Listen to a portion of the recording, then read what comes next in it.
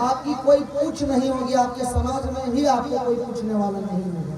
परंतु आप डाका डालते हैं, चोरी करते हैं या लूट मार करते हैं, आपसे 10 को डरेगा। ये कलयुग है, ये सत्यता है कलयुग की। कलयुग आपका कुछ नहीं बिगाड़ेगा, परंतु जो लोग अधम होंगे, जो पापी होंगे, उनको अच्छा बना के दिखाएगा।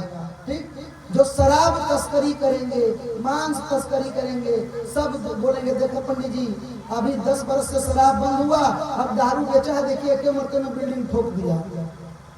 इस तरीके से कलयुग आपको भटकाएगा कि देखिए आप तो बड़ी अच्छा है, सीताराम सीताराम करते हैं, आप तो जहाँ कहते हैं रह गए और दूसरा को देखिए कहाँ से कहाँ पहुँच गया। तो समझिए इस चीज को, जो व्यक्ति गलत करता है, जो व्यक्ति 10 ठो मर्डर करता है, वो बैठे बैठे भी चारों तरफ ऐसे देखते रहता है, कहीं कोई आगे पीछे से हमको भी गोली मार के ना चला जाए। बाहर से कुछ चकाचौंध में बहुत अच्छा लगता है, परंतु अंदर से भी उसकी धड़कन हमेशा दुख दुख दुख दुख होती रहती है। अभी आप लोग बैठे हुए हैं, काहे की चिंता भाई, काहे का फिक्र भाई, कोई टेंशन नहीं, कोई फिक्र नहीं, आप आराम से बैठे हैं। लेकिन मजाल है कि आप 10-20 को मर्डर करके ऐसे शांति से बैठ जाइएगा। आप एक दिन यहाँ आइएगा लेकिन दूसरा दिन नहीं आइएगा। सोचिएगा कहीं रोज रोज एक ही जगह पर जाएंगे, लोग समझ जाएगा कि यहाँ रोज आता है। एक दिन फील्डिंग सेट होगा, एक दिन आप साफ हो जाइएगा, तो आप चाह के भी जहाँ पर आपका मन करेगा रोज नहीं जा पाएगा। ये स्थिति होती है कलयुग में। अब समझिए कि कलयुग में जो भक्त रहेगा उसको दुख क्यों होगा। अभी यहाँ पर परीक्षित की कथा हुई कि परीक्षित को 7वें दिन मोक्ष की प्राप्ति हुई है। सब पूछते हैं कि परीक्षित के बारे में बताइए, परीक्षित के बारे में बताइए, कौन थे वो परीक्षित। उधर सूत जी महाराज परीक्षित की कथा आरंभ करते सुनाना। परीक्षित कौन है? जिसने जन्म से ही पूर्व गर्भ में ही भगवान का दर्शन कर लिया है, वो है राजा परीक्षित। कैसे परीक्षित की क्या कथा है सुनिए। जब कौरव और पांडव का भीषण युद्ध हुआ, दुर्योधन की दोनों जंघा जो थी वो तोड़ दी गई, और टूटी हुई जंघा को लेकर जब दुर्योधन पड़ा हुआ था, उसी समय उनके मित्र अश्वत्थामा वहां पर आए और पूछे कि हे मित्र, तुम्हारी ये स्तुति किसने की? उन्होंने बोला पांडवों ने। बोला अच्छा, पांडवों ने किया है, मैं अभी तुरंत जाता हूँ और अभी तुरंत उन पांडवों का वध कर दूंगा, उनका सर जो है धड़ से अलग कर दूंगा। बोले अच्छा जाओ भाई। अश्वत्थामा चले और पांडव के शिविर में प्रवेश किए। जिस जगह पर पांडव सोया करते थे उस जगह पर पांडव के पुत्र, 5 पुत्र सोए हुए थे। अंधेरा था, वहां पर प्रकाश नहीं था। अश्वत्थामा पांडव की जगह पर पांडव के छोटे छोटे बालकों का सर धड़ से अलग कर ले आए, और जब सर धड़ से अलग कर ले आए और दुर्योधन ने जब अपने पांडवों के जगह पर पांडवों के पुत्र को देखा तो अश्वत्थामा को बार बार कराहते हुए यह बोला कि हमारे वंश में तो केवल यही बचे हुए थे, तुमने इनका भी नाश कर दिया। दूसरी ओर जब अर्जुन को यह पता चला कि अश्वत्थामा ने हमारे पुत्रों का वध कर दिया, उन्होंने अपने धनुष गांडीव को उठाया और अश्वत्थामा को मारने के लिए दौड़ पड़े। जो ही अश्वत्थामा को यह पता चला कि अर्जुन हमें मारने के लिए दौड़ पड़े हैं, उन्होंने क्या किया? अपने धनुष को उठाया और ब्रह्मास्त्र का अनुसंधान कर दिया। अच्छा, इस चीज को अब यहाँ पर एक समझने वाली बात है। ब्रह्मास्त्र का अनुसंधान कर दिया तो ब्रह्मास्त्र क्या है? ऐसे मान लीजिए वो बंदूक है, उसमें इतना वो गोली रहता है, उसके अंदर फिट रहता है, ऐसे बटन दबाते हैं तो गोली छूट जाता है, आदमी को लग जाता है, आदमी मर जाता है। तलवार है तो इतना वो लोहा का रहता है, इसे मारते हैं तो कट जाता है। ठीक, भाला है तो भाला इतना को लोहा जैसा रहता है, भोंक देते हैं तो इस पार से इस पार हो जाता है। परंतु ब्रह्मास्त्र कौन सा अस्त्र है? कभी सोचे इस चीज को कि ब्रह्मास्त्र कैसन था? बंदूक नियर था, गोली नियर था, तलवार नियर था, त्रिशूल नियर था। कौन रंग का था ब्रह्मास्त्र? कैसा था ब्रह्मास्त्र जिसकी महिमा इतनी ज्यादा है? इसकी महिमा तो मानस जी में भी व्याख्या की गई है ना। जब हनुमान जी पर ब्रह्मास्त्र चलाया मेघनाथ ने तो क्या हुआ? ज्योना ब्रह्मास्त्र मानियो महिमा मिटही अपार। हनुमान जी को भी ब्रह्मास्त्र की महिमा को मानना पड़ा। तो ब्रह्मास्त्र था क्या? क्या होता था ब्रह्मास्त्र चलाने पे? समझिए इस चीज को कि क्या होता था। ब्रह्मास्त्र चलाया जाता था कैसे? व्यक्ति का गोत्र और नाम बोल के। मान लीजिए अगर मुझ पर ब्रह्मास्त्र चलता तो ब्रह्मास्त्र जब अनुसंधान होता था तो बोला जाएगा गौतम गोत्रोत उत्पन्न अभिषेक शर्मनः, तो वो ब्रह्मास्त्र वहां से छूटता और ब्रह्मास्त्र एक सूर्य बनकर, जैसे सूर्य होते हैं ना, एक सूर्य वहां पर है ऊपर आकाश में, जो ही ब्रह्मास्त्र छूटता था जिस व्यक्ति के नाम से छूटता था उसके माथे पर आकर प्रकट हो जाता था। और प्रकट होता तो कैसा प्रकट होता था? सूर्य भगवान के तरीके से प्रकट हो जाता था। और सूर्य भगवान की तरफ से प्रकट होकर उस व्यक्ति की पहले चमड़ी को जलाता था, फिर मांस को जलाता था, फिर हड्डी को जलाता था और एक एक कर करके पूरे व्यक्ति को जला देता था। ये था ब्रह्मास्त्र। और अश्वत्थामा ने अर्जुन पर ब्रह्मास्त्र चला दिया। जो ही ब्रह्मास्त्र चला, अर्जुन ने क्या किया? दौड़कर श्री भगवान श्री कृष्ण के चरणों में चले गए बोलते हुए कृष्ण कृष्ण महाबाहो भक्तानां भयंकर त्वमेको दह्यमान भवगो वगोसी संसी गृहे। हे भगवान, हे कृष्ण, हे कृष्ण, हे गोविंद, हे मुरारी, पाहि माम, पाहि माम, पाहि माम, रक्षा रक्षा रक्षा करते हुए भगवान श्री कृष्ण के चरणों में चले जाते हैं। तो ज्यों तलवार को तलवार काटता है, लोहा को लोहा काटता है, उसी तरीके से ब्रह्मास्त्र का काट ब्रह्मास्त्र ही था। अर्जुन ने भी ब्रह्मास्त्र के उस पीड़ा को, उस शक्ति को कम करने के लिए अर्जुन ने भी ब्रह्मास्त्र चलाया और दोनों ब्रह्मास्त्र आपस में टकराकर शांत हो गए। देखिए, जो खल व्यक्ति होता है ना, जो बदमाश व्यक्ति होता है, उसको आप यह सोचिएगा कि हम इसको माफ कर देते हैं कि सुधर जाएगा, वो कभी नहीं सुधरेगा। एक महात्मा थे, गंगा के तट पर बैठे हुए थे, उसमें से एक बिच्छू था, वो बहकर जा रहा था। वो महात्मा ने उस बिच्छू को पकड़ा और बाहर किनारे पे लाकर रख दिया। और जो ही बिच्छू को पकड़कर बाहर किया, बिच्छू ने अपना डंक उठाया और महात्मा के हाथ पे ही मारा। ठीक, महात्मा के हाथ में मारकर वह बिच्छू फिर चला और फिर पानी में गिर गया। महात्मा फिर उठाते और वो जो बिच्छू था वो फिर डंक मारता। तो जो खल व्यक्ति होता है, नीच व्यक्ति होता है, उसको एक बार समझाइए, 2 बार समझाइए, 3 बार समझाइए और चौथी बार मत समझाइए, क्योंकि चौथी बार फिर उसको समय समझाएगा। जब समय समझाएगा ना तो किसी को समझाने की आवश्यकता नहीं पड़ती। अब देखिए, अश्वत्थामा को तो एक बार छोड़ दिया। अर्जुन पर जब ब्रह्मास्त्र चला तो अर्जुन ने भी ब्रह्मास्त्र चलाकर अश्वत्थामा को छोड़ दिया। किसके कहने पे? किसके कहने पे? तो द्रौपदी के कहने पे। द्रौपदी के कहने पे अश्वत्थामा को छोड़ दिया। क्यों छोड़ दिया? द्रौपदी ने कहा कि देखिए, मेरे जो 5 पुत्र हैं वो तो चले ही गए हैं। अब अगर आप अश्वत्थामा को मारते हैं तो जो अश्वत्थामा है वो आपके गुरु द्रोणाचार्य के पुत्र हैं और वो केवल एक ही पुत्र हैं। अरे मेरा पुत्र तो चला ही गया, कम से कम आपकी गुरु माता की कोख ना उजड़े। देखिए कितनी बड़ी सोच है द्रौपदी जी की। अपनी कोख उजड़ गई परंतु अपने गुरु माता की कोख को नहीं उजड़ने दे रहे हैं। दूसरी चीज क्या बोले हैं? मानस जी पर आइए। मानस जी में क्या कहा गया?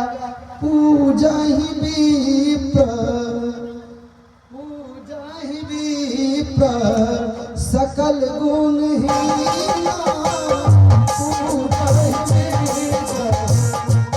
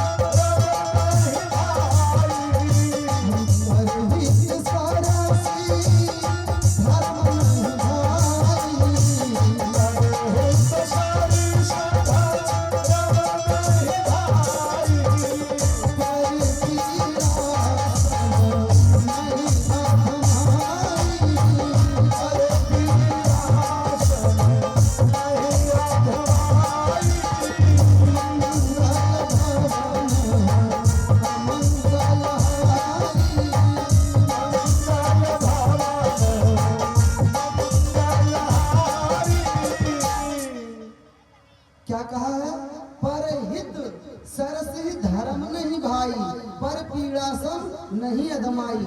जो दूसरे की पीड़ा समझ ले उससे बड़ा धर्मात्मा कोई नहीं है। और द्रौपदी जी ने किसकी पीड़ा समझी? अपनी गुरु माता की पीड़ा समझी। उसके बाद क्या हुआ? देखिए, अश्वत्थामा फिर भी नहीं सुधरे। इस बार क्या किया? इस बार ब्रह्मास्त्र निकाला और कहां चलाया? उत्तरा के गर्भ में। और उत्तरा के गर्भ में कौन पल रहा है? तो अभिमन्यु का एकमात्र पुत्र, कौरव और पांडव के वंश का एकमात्र चिराग कहां पल रहा है? उत्तरा के गर्भ में। और अश्वत्थामा इतना नीच, इतना खल क्या किया? उत्तरा के गर्भ पर ब्रह्मास्त्र चला दिया। उत्तरा दौड़ते हुए भगवान श्री कृष्ण के पास दौड़ते हुई, पाही पाही महायोगी नंद देव जगतपते नान्या तद्भयं तस्य यत्र मृत्यु परस्परम। श्री कृष्ण रक्षमा, श्री कृष्ण रक्षमा, जगन्नाथ रक्षमा, जगन्नाथ रक्षमा करते हुए उत्तरा दौड़ जाती है भगवान श्री कृष्ण के समक्ष। और भगवान श्री कृष्ण उस समय कहते हैं, हे उत्तरा, मेरे प्रति भगवान का जो भाव है उसको त्याग दो, मुझे अपना पुत्र एक समय के लिए बस समझो। और जो ही उत्तरा ने भगवान के प्रति अपने पुत्र का भाव रखा, भगवान श्री कृष्ण उत्तरा के गर्भ में प्रवेश कर वह ब्रह्मास्त्र को अपने ऊपर ले लेते हैं। प्रेम से बोलिए भक्तवत्सल भगवान की जय, श्री कृष्ण कन्हैया लाल की जय। नमः पार्वती पते हर हर महादेव। उत्तरा के गर्भ में भगवान श्री कृष्ण राजा परीक्षित की रक्षा करते हैं। उत्तरा समझ नहीं पाती है कि क्या हुआ, कोई नहीं समझ पाता है कि क्या हुआ। ब्रह्मास्त्र चला, उत्तरा के गर्भ में लगा, परंतु उत्तरा का कुछ नहीं बिगड़ा। उत्तरा का गर्भ जो है ज्यों का त्यों सुरक्षित है। क्या हुआ किसी को कुछ समझ में नहीं आया। समझ में किसको आया? कुंती माता। माता कुंती बैठे बैठे सब समझ गई कि यह क्या हुआ, कौन सा चक्र चला, कौन सा सुदर्शन घुमा, क्या हुआ नहीं हुआ। माता कुंती सब देखती हैं और दौड़ते हुए भगवान श्री कृष्ण के चरणों में शरणागत होते हुए मां कुंती कहती हैं, हे कृष्ण द्वारिका वासिन देव देव जगतपते।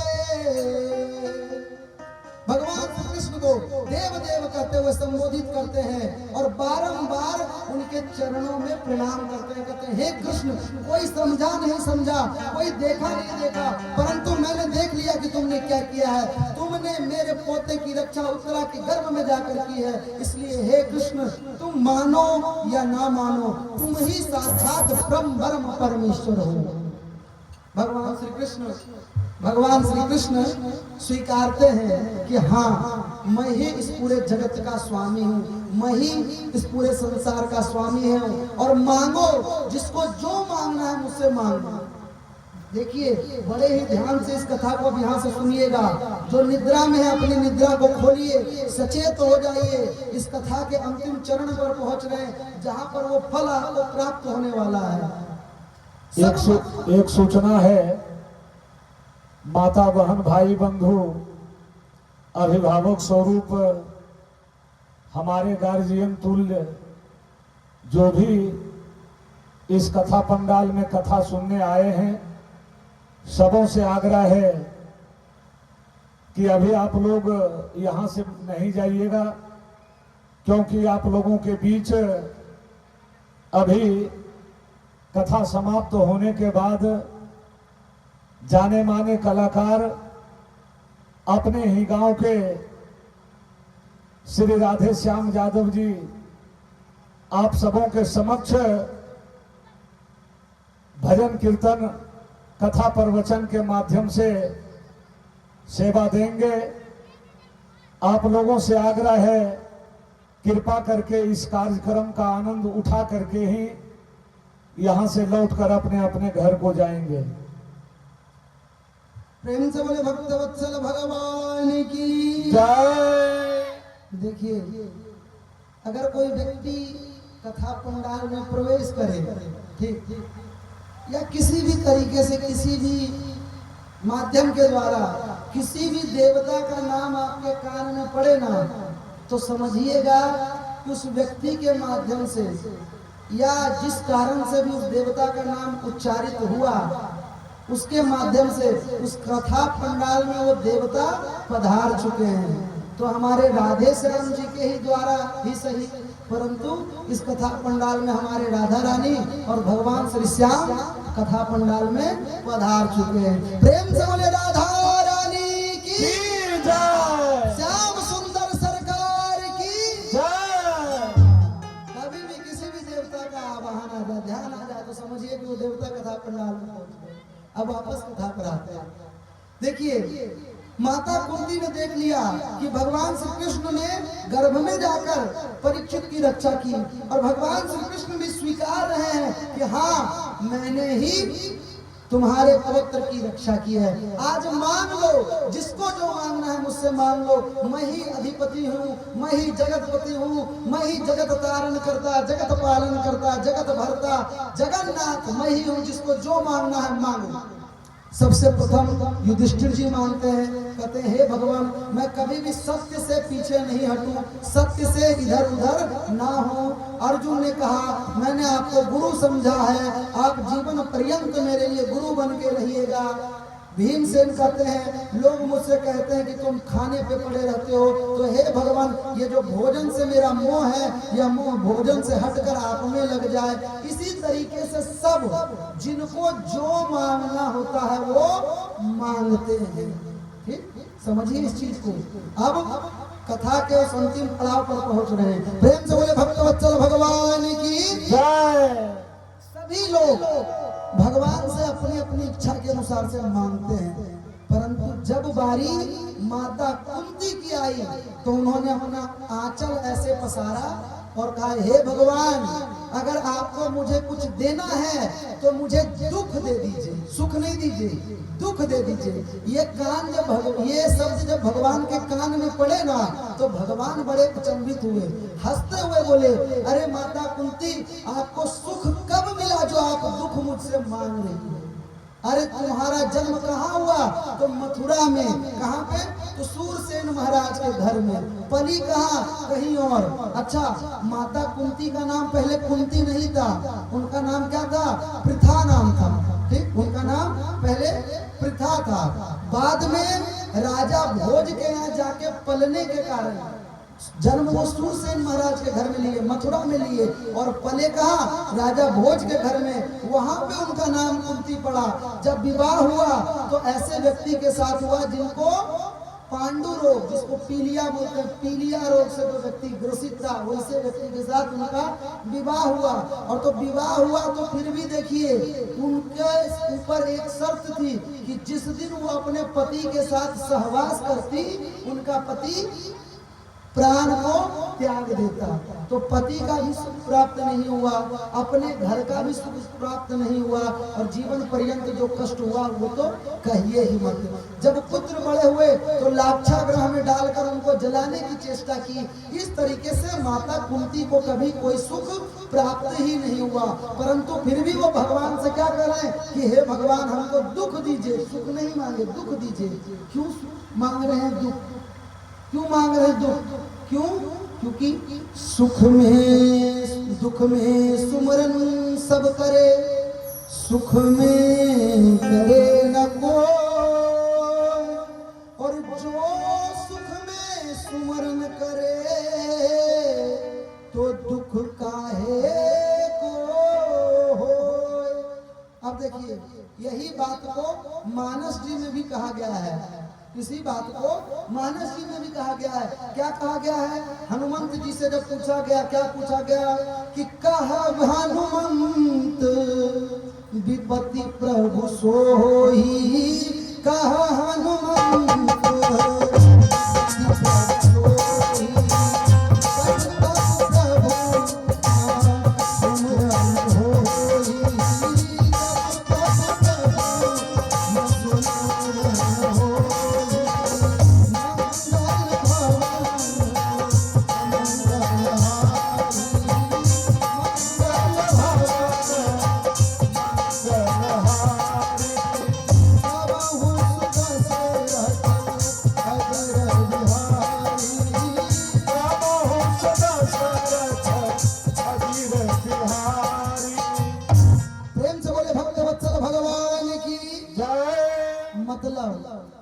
देव से कह दिया, मोटा मोटी समझिए, दुख इसलिए पड़ेगा, अगर आप भक्ति करेंगे तो दुख इसलिए पड़ेगा ताकि आप भगवान का नाम सुमरते रहें, भगवान का नाम जपते रहें। और देखिए दुख क्या है, आप हमको यह बताइए, दुख क्या है वास्तविक में?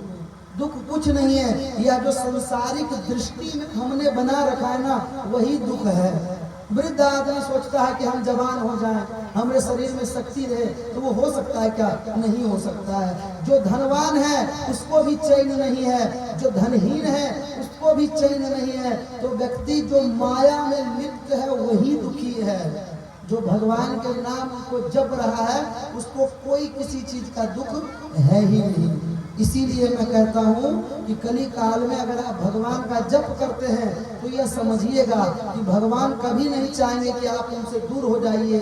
दुख आएगा जीवन में, परंतु कुछ क्षण के लिए आएगा, और वह भी हवा की भांति, आंधी की भांति आएगा, उड़ जाएगा, परंतु आपका कुछ बिगाड़ नहीं पाएगा। इसीलिए भैया, इसीलिए माता, इसीलिए बंधु, इसीलिए श्रोता, जो भी हैं, जिस स्थिति में भी रहते हैं, घर में खाना बनाते हुए, खेत में हल जोतते हुए, तालाब में नहाते हुए, और अभी कथा पंडाल में बैठे हुए, क्या करना है? ऐसे हाथ निकालिए, किसी भी स्थिति में सभी लोग हाथ निकालिए अपना, ठीक, अपना हाथ निकालिए। क्या करना है? सीताराम सीताराम सीताराम कहिए, जाहि विधि राखे राम,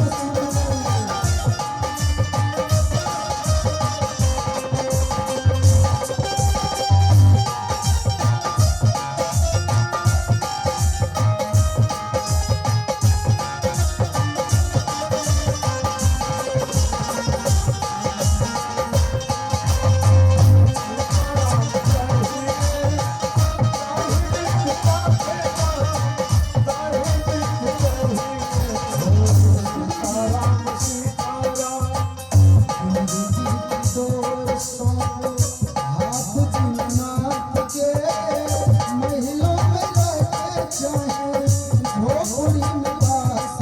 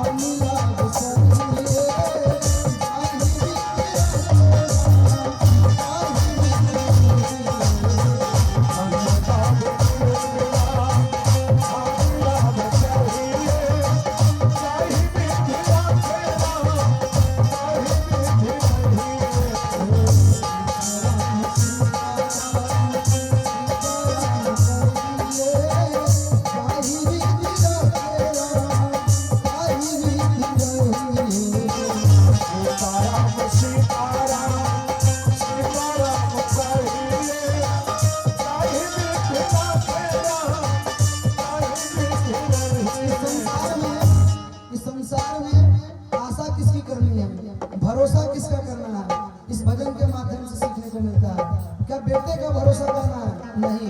क्या बेटी का भरोसा करना है? नहीं। क्या इस शरीर का भरोसा करना है? नहीं। क्यों? देहस्य चितायाम परलोक मार्गे, ये देह जो है वो चिता में भस्म हो जाएगा और आत्मा ही परलोक मार्ग की ओर यात्रा करेगी। तो आशा किसका रखना है? हो आशा एक राम जी की, दूसरी आशा छोड़ दे, नाता एक राम जी का,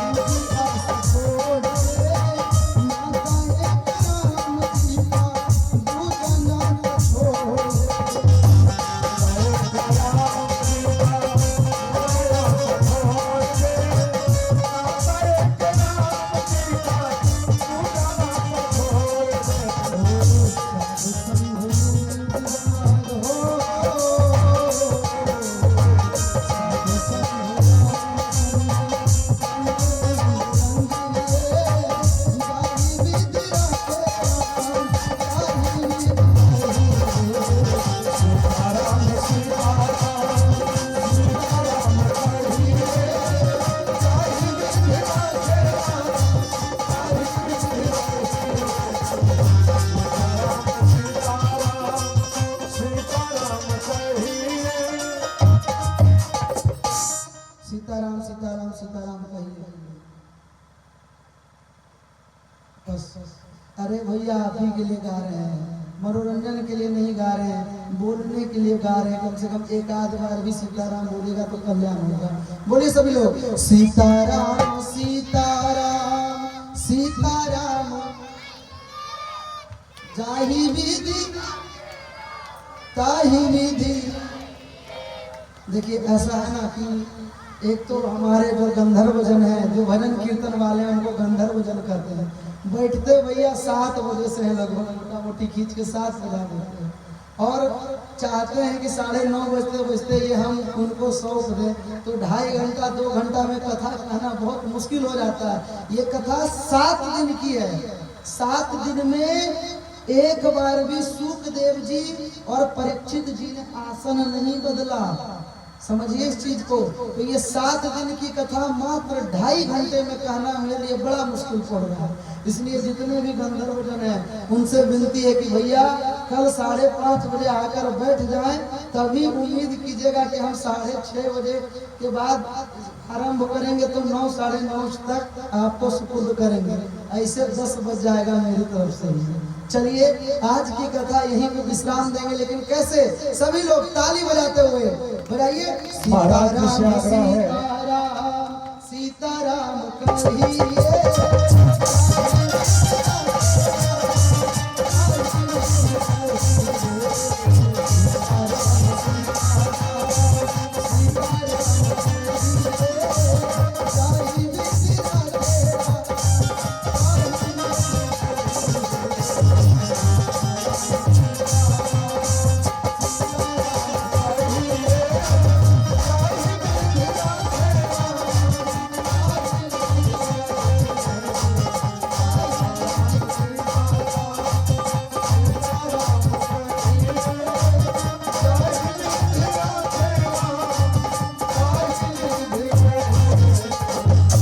प्रेम से बोले भक्तवत्सल भगवान की।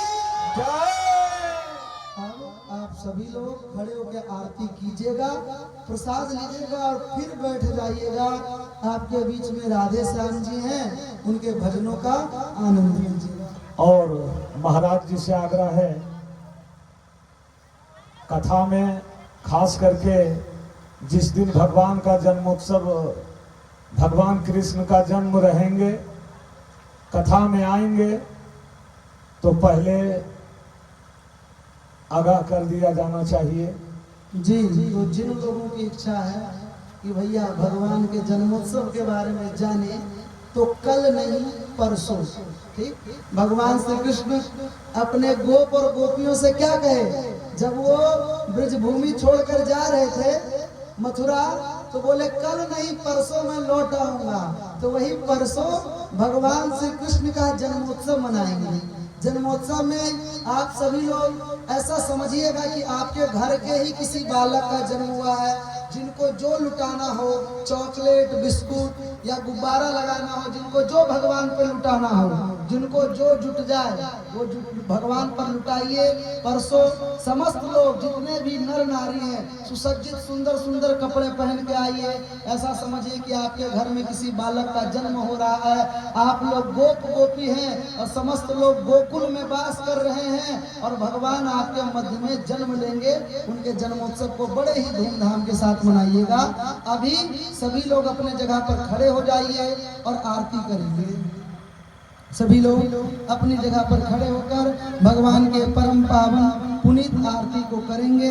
उसके बाद प्रसाद ग्रहण कर कर अपने जगह पर बैठ जाइएगा और राधे श्याम जी के भजनों का आनंद उठाइएगा। हरि ओम हिदगुं हविः प्रजननं मे अस्तु दशवीरघनगुं स्वस्तके आत्मसने प्रजासने पशुसने लोकसंज्ञभयसने अग्निं प्रज्वलां मे करोत्पन्नं पयोः रेतुः अस्मा शुद्धतः कर्पूर गौरं करुणावतारं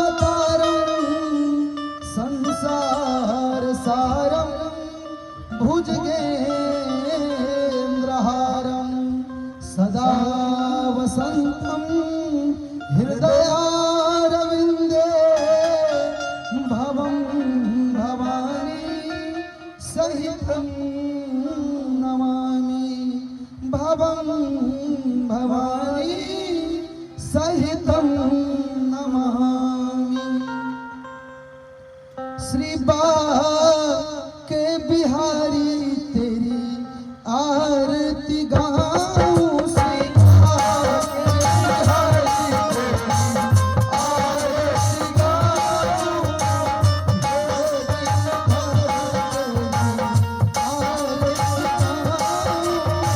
तेरी आरती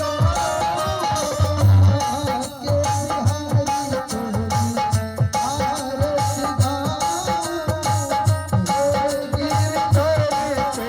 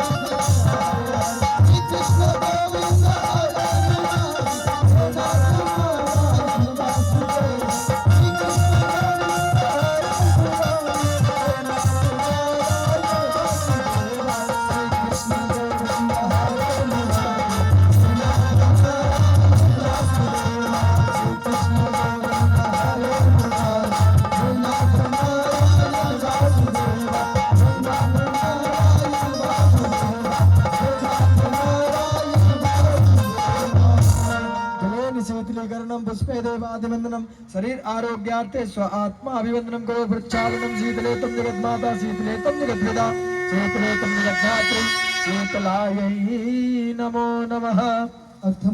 पुष्पांजलि।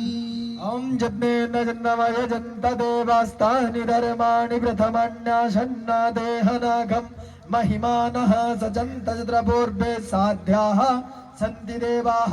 ओम राजाधिराजाय प्रसंयसानग्ने नमो वयं वै श्रवणाय कुर्महे समे कामान् काम कामाय मह्यं कामेश्वरो वै श्रवणो दधातु कुबेराय वै श्रवणाय महाराजाय नमः। ओम स्वस्ति साम्राज्यं भोज्यं स्वराज्यं वै राज्यं पारमेष्ठ्यं राज्यं महाराज्य माधिपत्यमयं समन्तपर्याये सा सर्वभौम शार्वाय शान्तादात्रादात् दिव्ये समुद्रपर्यन्तायामये कडारिते नमस्तस्तो गोपिगीतो मरुतपरिवेष्टारो मरुतस्यावसनग्रया विक्षितस्य कामप्रियैर्विश्वे देवाश्च दयते नाना सुगंधि पुष्पाणि यथा कालोद्भवानि च पुष्पाञ्जलिर्मया दन्तो गृहाणां परमेश्वरः गृहाणां परमेश्वरी। सुमन सुगंधित पुष्प है सुमन सुगंधी सुजान पुष्पांजलि अर्पण करो नाथ करो स्वीकार प्रभु करो स्वीकार। थाली को नीचे रख के हाथ जोड़कर श्री भागवत महापुराण से श्री कृष्ण कन्हैया लाल से श्री गोविंद से मुरारी से ये प्रार्थना कीजिए कि हे भगवान हम तो पापी हैं हम पापात्मा हैं हमसे कई पाप हो सकते हैं हो सकता है अभी इस स्थान से उठें और फिर पाप करें उन समस्त पापों के लिए हे पापों का कल्याण करने वाला पापात्माओं को कल्याण करने वाले भगवान श्री कृष्ण हमें उन समस्त पापों से मुक्त करें। पापो कर्मा पापात्मा पाप संभवः त्राहि मां पार्वती नाथा त्राहि मां पार्वती नाथा सर्व पाप हरो हरः सर्व कष्ट हरो हरः सर्व दुख हरो हरः। धर्म की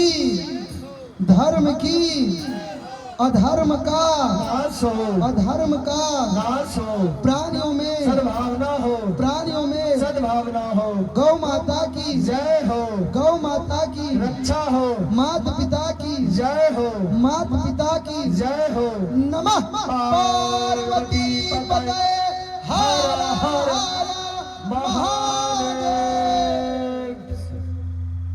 आरती यहाँ व्यास पीठ से दे दीजिए फिर सभी लोगों को आरती दे दीजिएगा। कल से सभी लोगों से आग्रह है कि भैया 6 बजे कथा पंडाल में पधारें ताकि जितने समय अधिक से अधिक मुझे प्राप्त हो मैं और स्थिरता के साथ और बहुत सारे कथाओं को सुना पाऊँ क्योंकि व्यवस्था इतनी अधिक आप सबों के लिए की गई है। छोटू भैया की तरफ से आप लोगों के लिए भजन कीर्तन का विशेष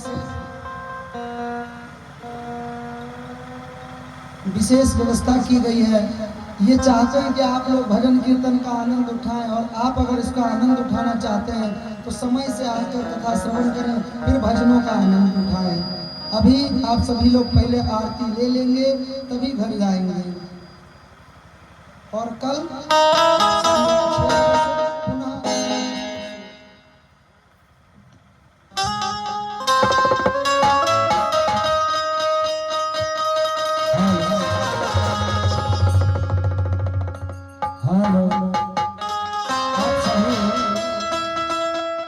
आप सभी श्रद्धालुओं से आग्रह होगा कृपा करके आरती लेकर प्रसाद लेकर इसी स्थान पर बैठ जाने का कष्ट प्रदान करेंगे क्योंकि आप सबों के समक्ष अच्छे अच्छे भजन कीर्तन कथा प्रवचन से सेवा देने के लिए हमारे महंत जी श्री राधे श्याम यादव जी मंच पर विराजमान हैं।